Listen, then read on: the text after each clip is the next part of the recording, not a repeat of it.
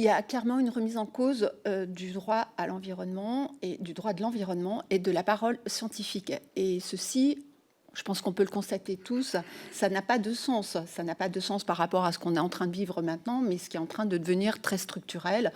Les vagues caniculaires depuis 1945, on en est à au cinquième épisode, et c'est le premier jamais si tôt dans l'année, en tout cas en Europe, là où nous sommes, et avec cette intensité. Alors, cette remise en cause, elle n'a pas de sens si on est ici tous d'accord pour un modèle de société qui protège tout le monde, en respectant aussi les valeurs de notre République et qui protège aussi notre environnement, un cadre dans lequel nous avons besoin aussi, un cadre de qualité dans lequel nous avons besoin ici pour vivre dignement. Le droit de l'environnement est certes un droit jeune, mais il est principalement depuis les années 70 devenu incontournable à toutes les échelles internationales, européennes, nationales et locales. Or, avec la décennie 2020 dans laquelle nous sommes, un recul des actions pour pérenniser l'humanité dans un cadre de vie digne est vraiment à l'œuvre et nous devons le déplorer et se dire que nous ne résignons pas à cela.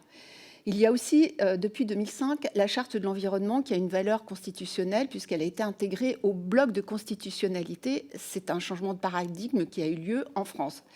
Mais vous, en tant que scientifique, que pensez-vous de ces outils législatifs et constitutionnels? Est-ce qu'ils restent pertinents? Et aussi, comment comprenez-vous que la recherche scientifique et les données qui en résultent, grâce aux investissements publics et qui sont importants, ne constituent pas un socle dur du travail législatif et réglementaire?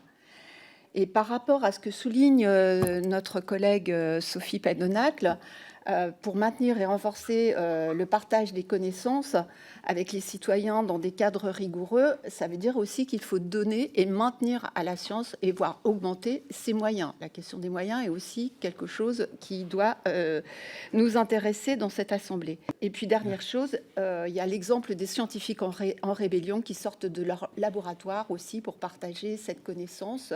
Je pense que vous êtes aussi en phase avec ces démarches après toutes celles que vous avez décrites. Merci. Je vous remercie.